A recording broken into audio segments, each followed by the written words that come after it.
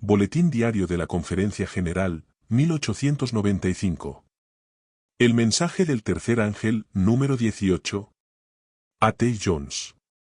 Esta tarde comenzaremos nuestro estudio en Romanos 7 y 25, con la mente sirvo a la ley de Dios, pero con la carne, a la ley del pecado. Repito lo que dije en el estudio precedente, que es en el dominio del pensamiento donde se sirve a la ley de Dios, es ahí donde tiene lugar la batalla contra el pecado y donde se gana la victoria. Los deseos de la carne, los deseos de los ojos y la vanagloria de la vida, esas tendencias al pecado que están en la carne, y que ejercen su atracción sobre nosotros, producen la tentación. Pero la tentación no es pecado. No hay pecado, con tal que el deseo no sea acariciado. Ahora bien, tan pronto como el deseo resulta acariciado, tan pronto como lo consentimos y lo albergamos en la mente dándole allí residencia, aparece el pecado. Se ha cometido el pecado, sea que se materialice en la acción, o que no suceda así. De hecho, en nuestra mente hemos satisfecho ya ese deseo.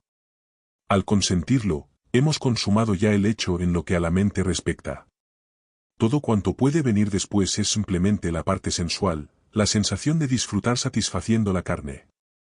Así lo muestran las palabras del Salvador en Mateo 5, 27-28. Oísteis que fue dicho, no cometerás adulterio. Pero yo os digo que cualquiera que mira a una mujer para codiciarla, ya adulteró con ella en su corazón. Por lo tanto, el único lugar en el que nuestro Señor podía traernos ayuda y liberación, es allí en donde se encuentran los pensamientos, en el sustrato mismo del pecado, allí donde el pecado es concebido, donde se inicia.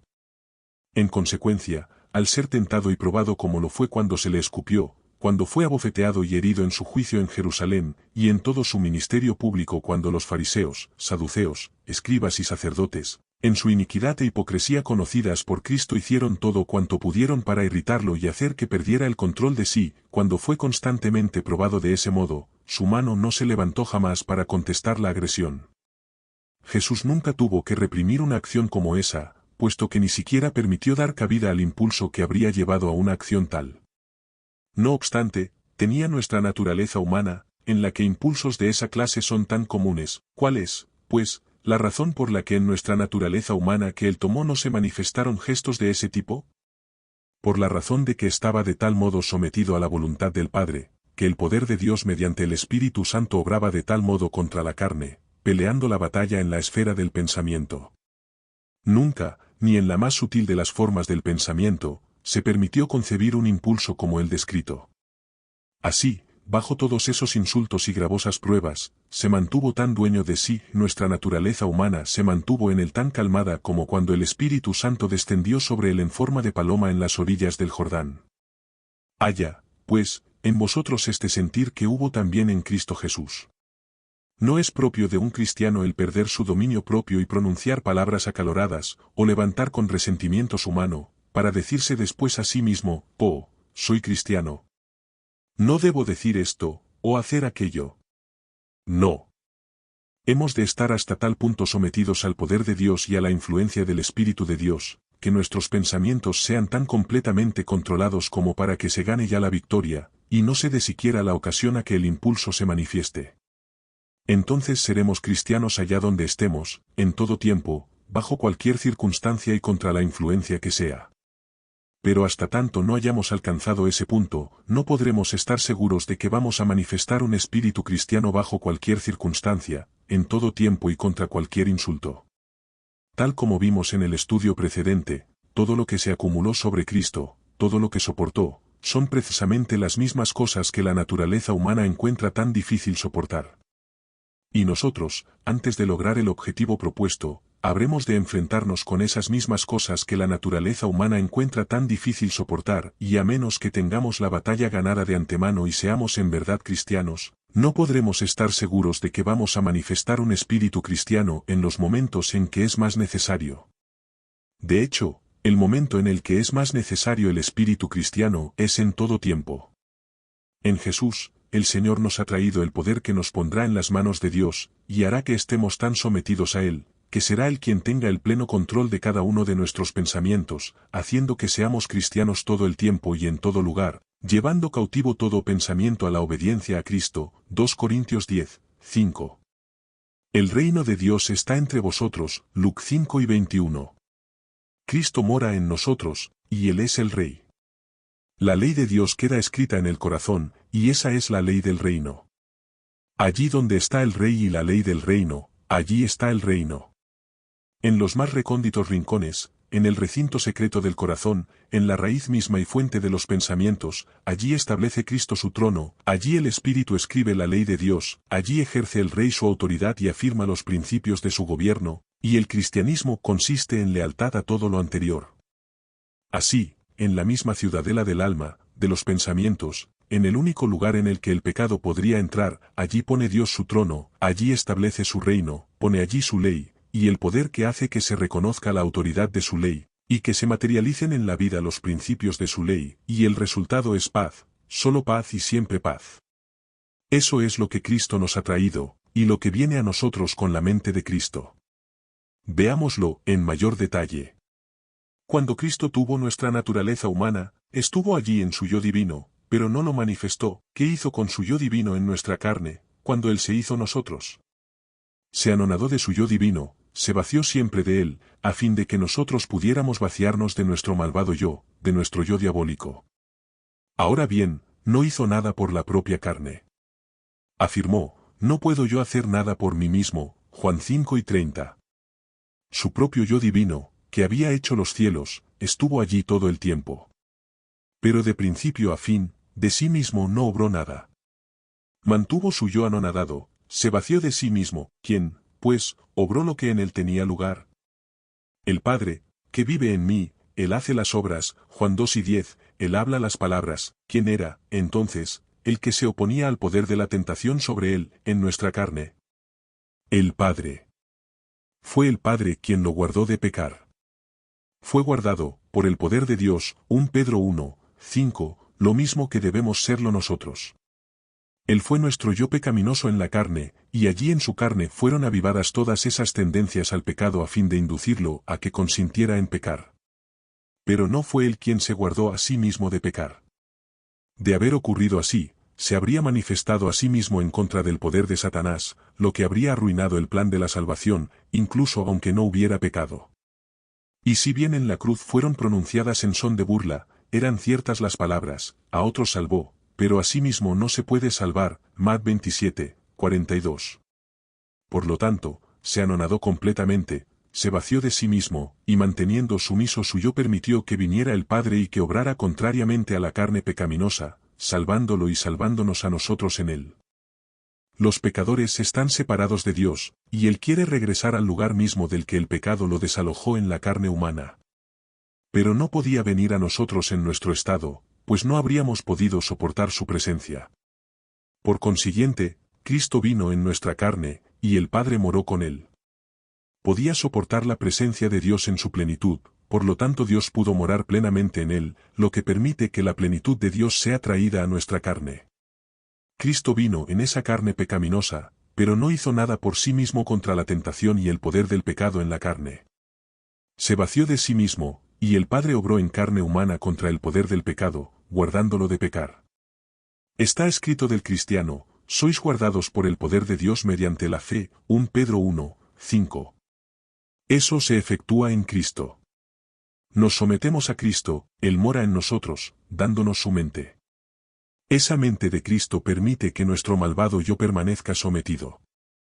La mente de Cristo haya, pues, en vosotros este sentir que hubo también en Cristo Jesús hace que nos vaciemos de nuestro yo, evitando que se imponga, ya que toda manifestación de nuestro yo es en sí misma pecado.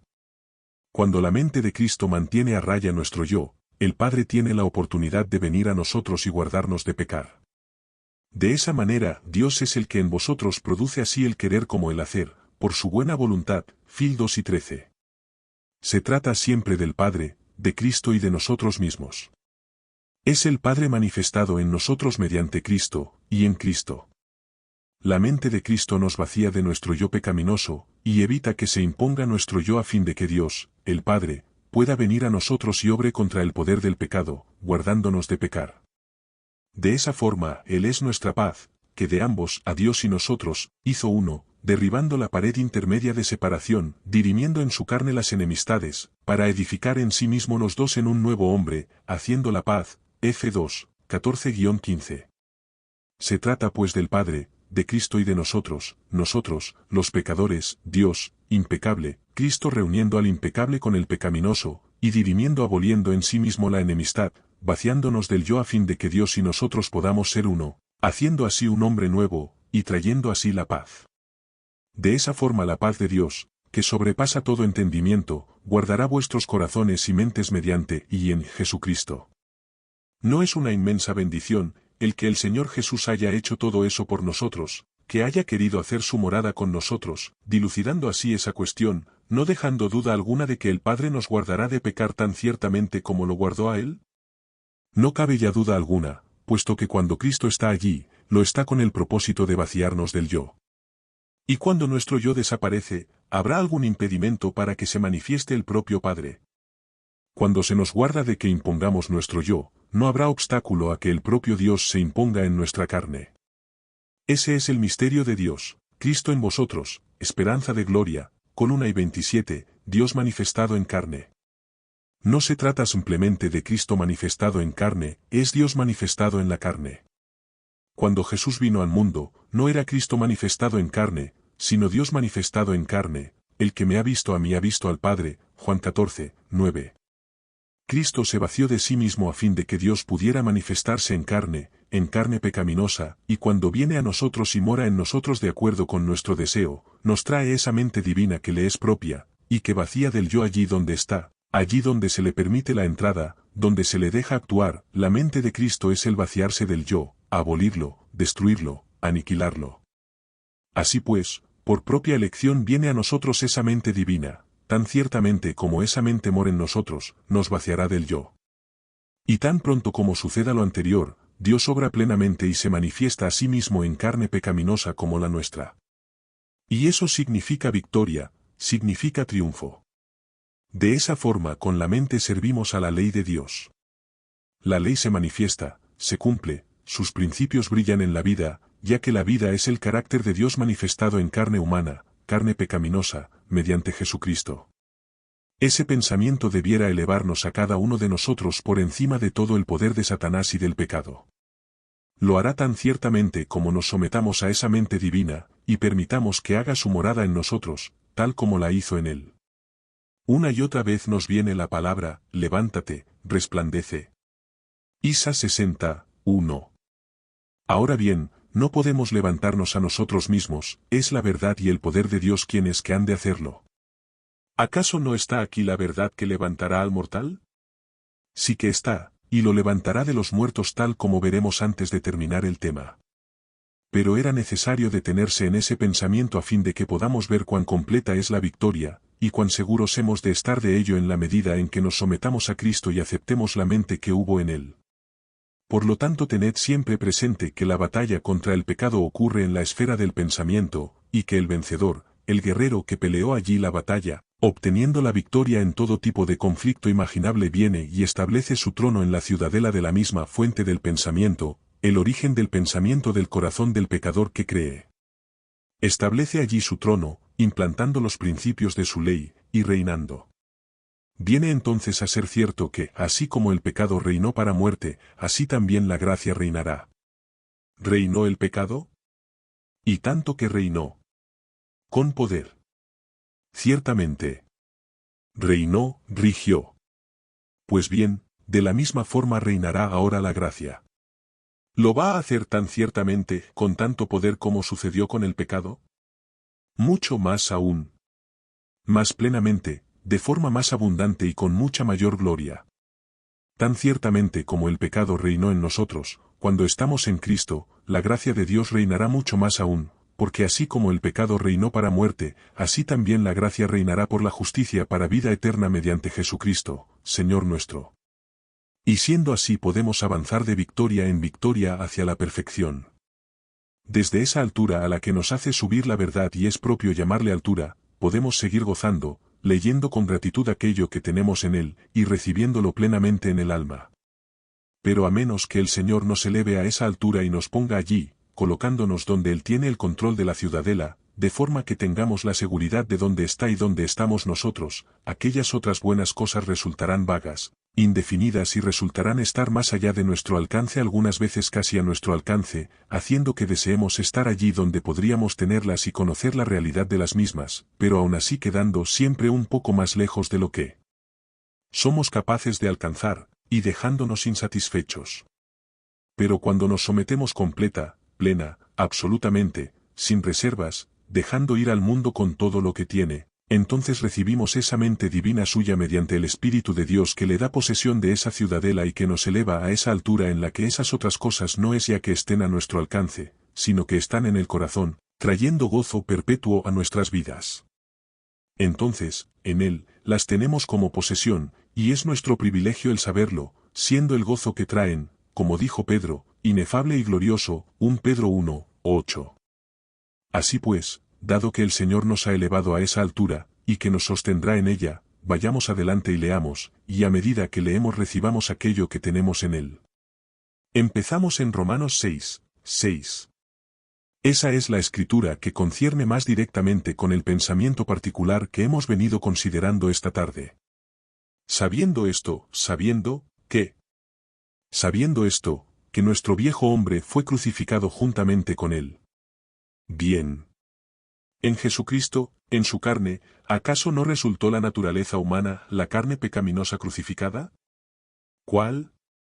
¿Quién fue él? Fue humano, fue nosotros. Entonces, ¿cuál fue la carne pecaminosa, cuál la naturaleza humana que fue crucificada en la cruz de Jesucristo? La mía. Por lo tanto, tan ciertamente como tengo esa bendita verdad sellada en mi corazón y mente, que Jesucristo fue hombre, naturaleza humana, naturaleza pecaminosa, y que Él fue yo mismo en la carne, tan ciertamente como tenga eso, es un hecho que cuando Él fue crucificado, lo fui yo. Mi naturaleza humana, yo mismo, fue allí crucificada. Por lo tanto, puedo decir con total veracidad, y con la certeza de la fe, con Cristo estoy juntamente crucificado, Gálatas 2:20. Es así. Oímos frecuentemente decir, quisiera tener a mi yo crucificado. Bien, les leemos el texto, sabiendo esto, que vuestro viejo hombre fue crucificado juntamente con él. Entonces nos responden, como me gustaría que fuera así. Continuamos con el texto, con Cristo estoy juntamente crucificado. Dice, estoy, ¿quién está, tú? Responden, no veo que sea yo. Me gustaría que así fuera, pero no veo cómo puedo estar crucificado, y no comprendo cómo es que leyéndolo y afirmando que es así, vaya a ser verdad. Pero la palabra de Dios lo asegura y es así, puesto que así lo dice, y sería cierto y efectivo por siempre si eso fuese todo cuanto hubiera. Pero en este caso es así porque es así. Dios no pronuncia esa palabra a fin de que sea así en nosotros, sino porque es así en nosotros, en Cristo. Recordaréis que en el primer capítulo de Hebreos tenemos una ilustración de lo anterior. Dios no llamó a Cristo Dios a fin de hacerlo Dios. No, lo llamó Dios porque era Dios. Si es que no lo hubiera sido previamente, cuando Dios pronunció la palabra Dios sobre él, habría causado que lo fuera, puesto que se trata del poder de la palabra de Dios. Eso sería así, si no hubiera más que eso, pero es cierto también en otro sentido, Cristo era Dios, y cuando Dios lo llamó así, es porque eso es lo que era. Por lo tanto, en ese doble sentido es Dios por siempre. Es así, por dos cosas inmutables, en las cuales es imposible que Dios mienta, Hebreos 6:18. Aquí sucede lo mismo. Nuestro viejo hombre está crucificado, pero cuando Dios envía su palabra a propósito de que es así, aceptando nosotros dicha palabra y sometiéndonos a ella, viene a ser así para todo aquel que lo acepte, dado que la palabra tiene en ella misma el poder divino para llevar a cabo lo que dice. Y de esa forma sería eternamente así, aunque eso fuera todo cuanto hubiera. Pero no es eso todo lo que hay, puesto que en Jesucristo la naturaleza humana fue crucificada en aquella cruz de una forma real, literalmente, y se trata de mi naturaleza humana, fui yo mismo en él, el que fue allí crucificado. En consecuencia, de todo aquel que está en Cristo, Dios declara que está juntamente crucificado. Por esas dos cosas inmutables, por partida doble, es así. Podemos pues decirlo en total libertad, no es jactancia, no es presunción de ninguna forma, es sencillamente una confesión de fe en Cristo Jesús. Con Cristo estoy juntamente crucificado. ¿No está Él crucificado? Entonces, tan ciertamente como que estoy en Él, ¿acaso no estoy crucificado con Él? Así lo afirma la palabra de Dios. Nuestro viejo hombre fue crucificado juntamente con Él. Agradezcamos al Señor porque así sea. ¿Qué sentido tiene entonces que procuremos, que deseemos, que hagamos lo posible por estar crucificados, de forma que podamos entonces creer que Dios nos acepta? Ya es un hecho, gracias al Señor. En Él está ya cumplido. Tan ciertamente como que el alma sumerge su yo en Cristo, y mediante ese poder divino que Él nos ha traído resultamos capacitados para realizarlo, con igual certeza el hecho tiene lugar como un evento divino. Decir, reconocer el hecho divino de que, con Cristo estoy juntamente crucificado, no es otra cosa que la genuina expresión de la fe. Jesús sumergió su yo divino en nuestra naturaleza humana, resultando enteramente crucificado. Cuando nos sumergimos en Él, sucede otro tanto, puesto que solo en Él queda cumplido.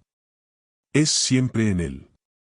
Llamo la atención al pensamiento que consideramos hace unas semanas al propósito de que no se trata de en Él en el sentido de que Él sea un almacén al que podemos acudir, tomar de Él y aplicárnoslo a nosotros. No, es en Él en el sentido de que todo está allí, y cuando estamos en Él, cuando acudimos al almacén, cuando nos sumergimos en Él, lo tenemos todo en Él, puesto que estamos en Él. Por lo tanto, que nuestras almas digan por la fe de Jesucristo, sabiendo esto, que nuestro viejo hombre fue crucificado juntamente con Él, con Cristo estoy juntamente crucificado, y ya no vivo yo, mas vive Cristo en mí. Cristo vive nuevamente. Y nosotros vivimos debido a que Él vive. Ya no vivo yo, mas vive Cristo en mí, y lo que ahora vivo en la carne, lo vivo en la fe del Hijo de Dios. En el Hijo de Dios, en la fe del Hijo de Dios, esa fe divina que Él trajo a la naturaleza humana, y que nos da a ti y a mí. Vivo en la fe del Hijo de Dios, el cual me amó y se entregó a sí mismo por mí, Gálatas 2:20, como me amó. Puesto que se dio a sí mismo en toda su gloria e inconmensurable valor por mí. Que no era nada, será mucho el que yo me entregue a Él. Pero hay más en el versículo.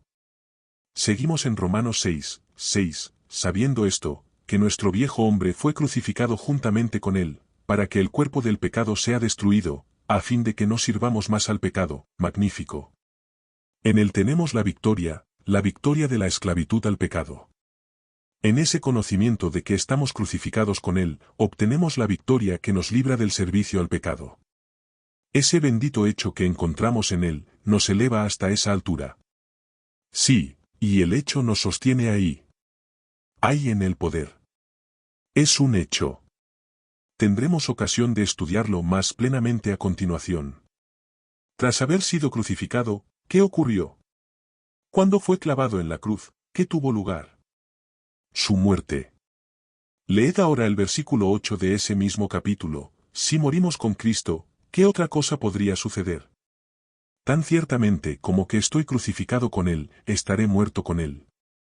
Siendo crucificados con Él, estamos muertos con Él. Muertos con Él, ¿sabemos lo que implica?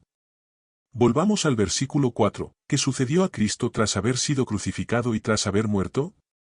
Fue sepultado. Sepultado, tal como se hace con los muertos, ¿qué sucederá con nosotros?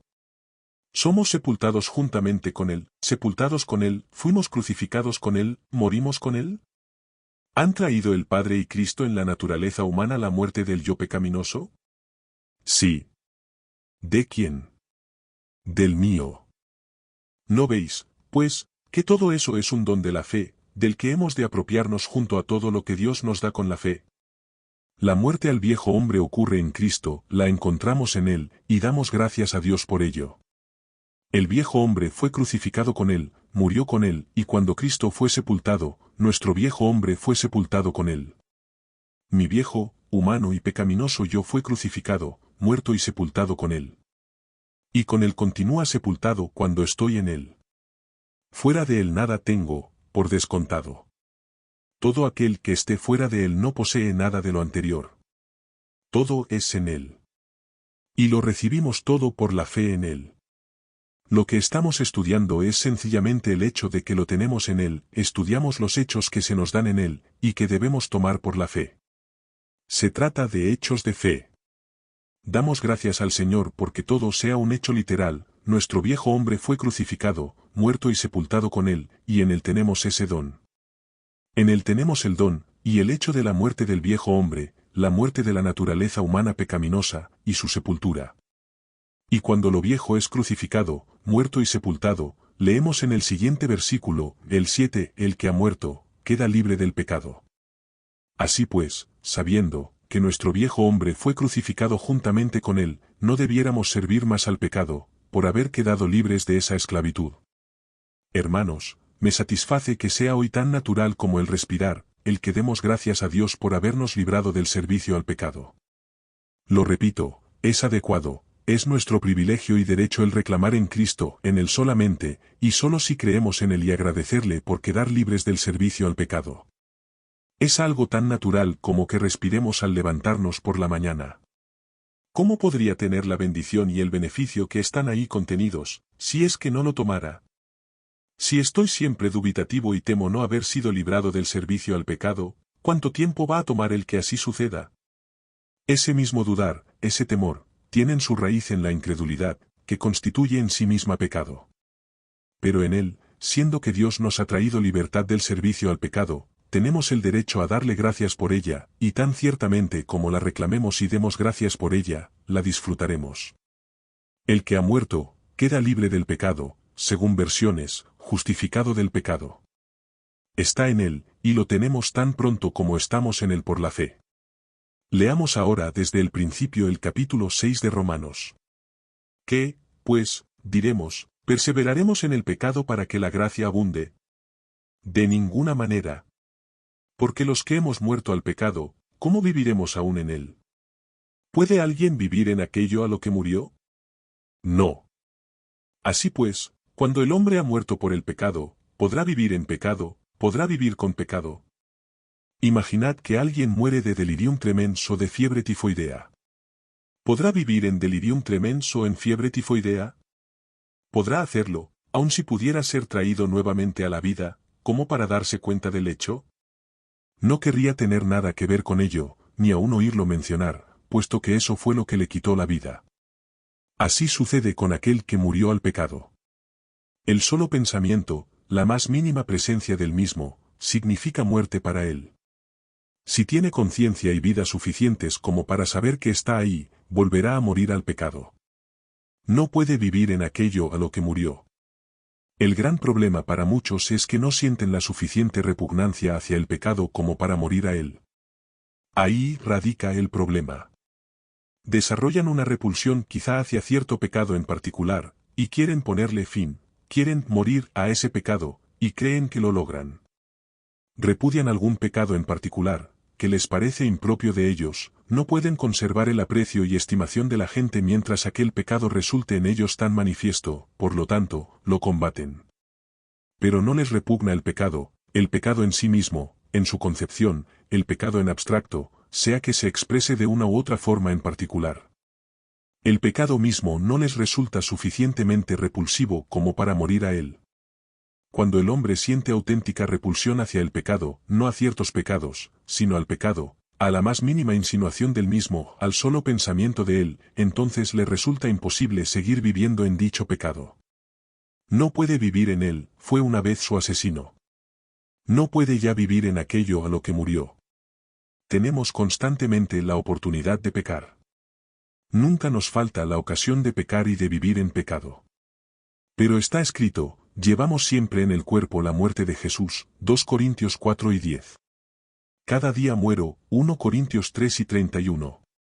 Tan ciertamente como he muerto al pecado, su sola sugerencia resulta para mi muerte. Es muerte para mí en él.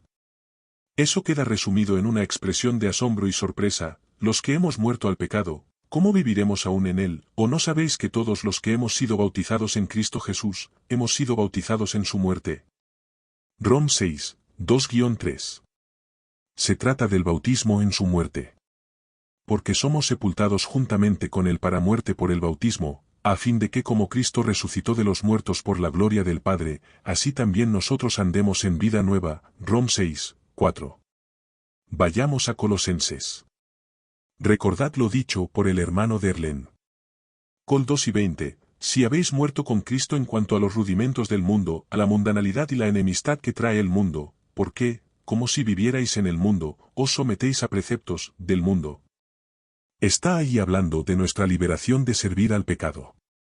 Es Romanos 6, 6 dicho en otras palabras, nuestro viejo hombre fue crucificado juntamente con él, para que el cuerpo del pecado sea destruido, a fin de que no sirvamos más al pecado.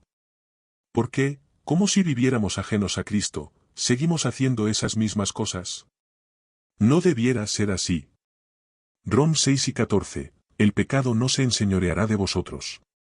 Aquel que es librado del dominio del pecado, queda librado de servir al pecado. En Jesucristo eso es también un hecho. Así, seguimos leyendo en Romanos 6, 6-8. Sabiendo esto, que nuestro viejo hombre fue crucificado juntamente con él, para que el cuerpo del pecado sea destruido, a fin de que no sirvamos más al pecado, porque el que ha muerto ha sido justificado, queda libre del pecado. Y si morimos con Cristo, creemos que también viviremos con él. ¿Vive Cristo? Sí. Gracias sean dadas al Señor. ¿Quién murió? Jesús, y nosotros estamos muertos con él. Pero él vive, y los que creen en él viven con él. Lo estudiaremos en mayor profundidad más adelante. Y sabemos que Cristo, habiendo resucitado de los muertos, ya no muere, la muerte no se enseñorea más de él. En cuanto murió, al pecado murió una vez por todas, pero en cuanto vive, para Dios vive. Vers. 9-10. Aferrémonos a eso. Demos gracias a Dios, ahora y por siempre, cada día y en cada pensamiento, con Cristo estoy juntamente crucificado. Tan ciertamente como Él fue crucificado, lo soy yo, tan ciertamente como Él murió, muero yo, tan ciertamente como fue sepultado, lo soy yo, y tan ciertamente como que Él resucitó, yo resucito con Él, por lo tanto, no serviré al pecado. En Él tenemos la libertad del dominio del pecado, y de servir al pecado. Gracias al Señor por su don inefable. 3 Libros 1888.com